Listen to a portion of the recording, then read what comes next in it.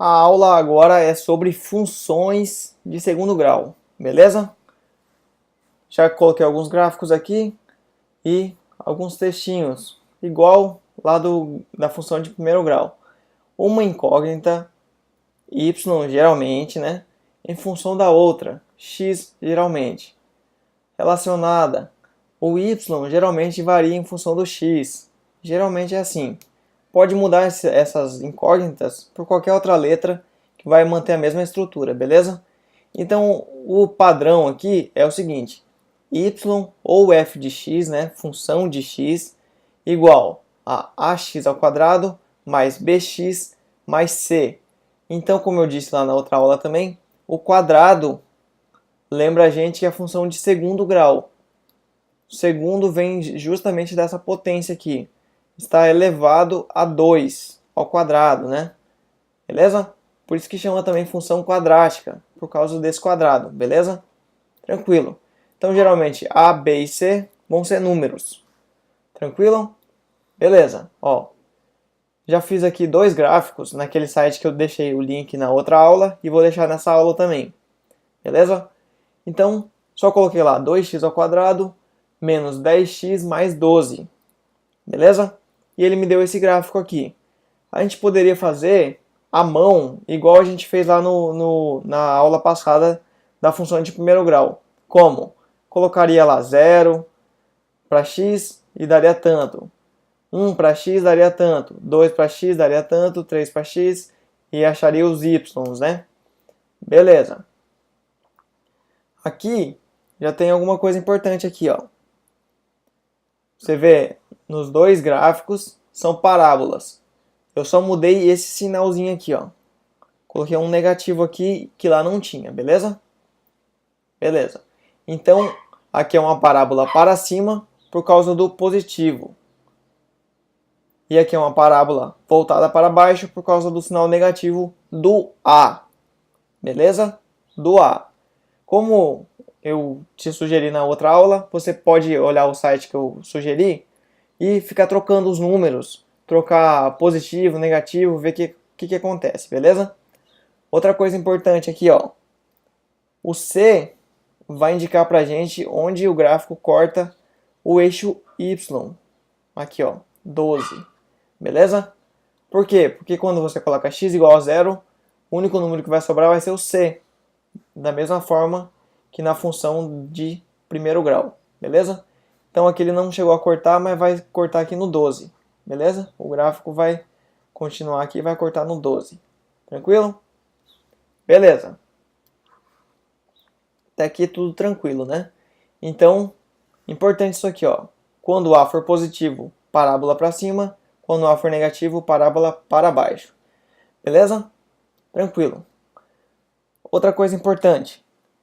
A gente percebe aqui nas parábolas que a gente vai ter um ponto mínimo quando a parábola for para cima e um ponto máximo aqui, ó, quando a parábola for para baixo, beleza? A gente chama isso aqui de vértice. Ficou ruim porque atravessou aqui, né? Eu vou escrever aqui também vértice, beleza? Tá ok. Então a gente pode ter umas formulinhas para a gente descobrir o x do vértice e o y do vértice. Como é que a gente vai fazer? Formulinha, né? X do vértice igual a menos b sobre 2a e o y do vértice igual a menos delta sobre 4a. Beleza? E o delta é o quê? Delta, se você já sabe o Bhaskara, você vai saber que é b ao quadrado menos 4ac. Tranquilo? Daí, por exemplo, nesse aqui, no primeiro caso, quem é o A, quem é o B, quem é o C? Vou escrever aqui, ó. A, B, C. O A vai ser 2, positivo. O B vai ser menos 10.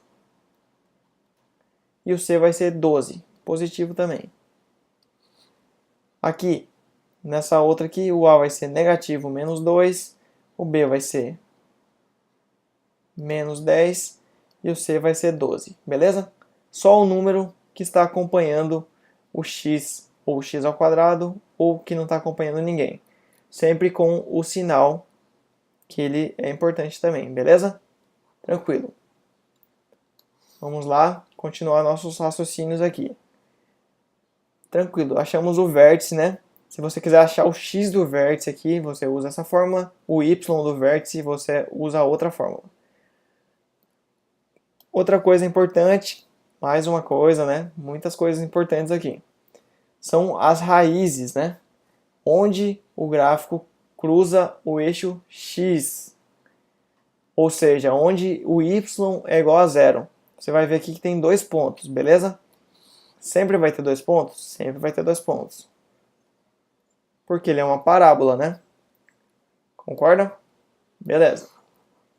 Então, como é que a gente pode achar as raízes da equação? Usando Bhaskara. Olha como é que se escreve Bhaskara. Bhaskara. Beleza? Não sei se tem acento não. Mas tranquilo. Você lembra como é que é a fórmula de Bhaskara? Ó, vou colocar aqui, ó. Y igual a zero. Por exemplo, eu colocaria o primeiro caso ali. Não, primeiro eu vou colocar a equação aqui. Daí depois a gente percebe ali. Então vai ficar o seguinte, ó, x igual a menos b, mais ou menos raiz de delta sobre 2a, certo?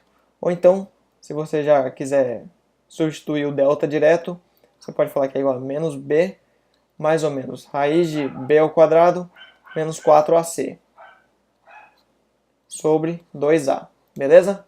Só substituir o delta por essa expressão aqui, b ao quadrado menos 4ac.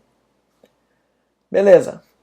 Como é que a gente faria isso aqui? Jogaria os valores aqui, menos 10 para b, 2 para a e 12 para c, e iria calculando até achar as raízes. Tranquilo? Beleza. O que mais aqui? Ó, você tem que igualar a zero isso aqui. Por quê? Porque é quando o y for igual a zero, certo? Vamos fazer aqui, ó.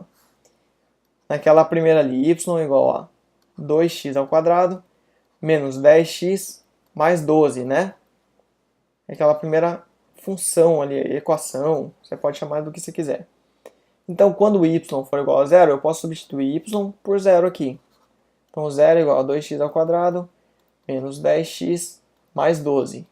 Você sempre tem que igualar a zero e deixar no formatinho aqui a, x ao quadrado, bx e c para conseguir jogar no Bhaskara. Se você não tiver igualado a zero aqui, vai dar errado, porque você não vai achar as raízes da equação, beleza? Beleza.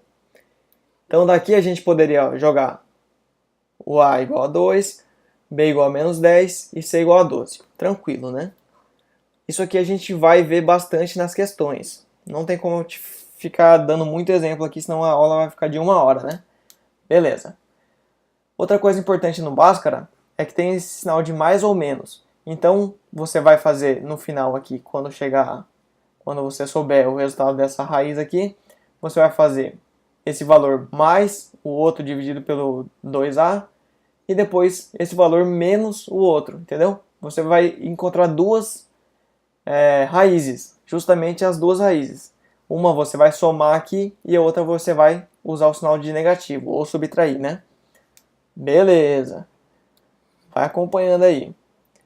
Outra coisa que é muito importante para a gente ganhar tempo é o soma e produto, certo? Então é o seguinte, ó. Soma e produto. Você tem que fazer o seguinte. Aqui eu já deixei o 2 aqui só para dar certo, né? Então a soma e produto. Você tem que lembrar de São Paulo aqui. Soma, produto. Para ficar nessa ordem, beleza? Então tá. A soma vai ter que dar menos b sobre a. E o produto tem que dar c sobre a. Como assim? Eu vou ter que achar dois números que somados dá esse valor aqui e multiplicados dão esse valor aqui. Vamos fazer aqui primeiro, só ver qual que vai ser o valor, ó. Menos 10 sobre 2, então vai ficar menos com menos mais 10 sobre 2, 5. Então a soma tem que ser 5 e o produto tem que ser 12 sobre 2, 6. Beleza? Então eu tenho que achar dois números que multiplicados dê 6 e somados dê 5. Beleza? Você vai ter que ter um pouco de imaginação aqui, mas é fácil. Com a prática você vai achando os números muito mais fácil do que fazer o Bhaskara, beleza? Como é que eu poderia pensar aqui? 2 e 3, né? Sempre comece com números inteiros, né? Por exemplo, o 6 dá para dividir por quem? Por aquele negócio de divisibilidade, né? Quem são os divisores dele? O 6 é divisor, o 3, o 2 e o 1.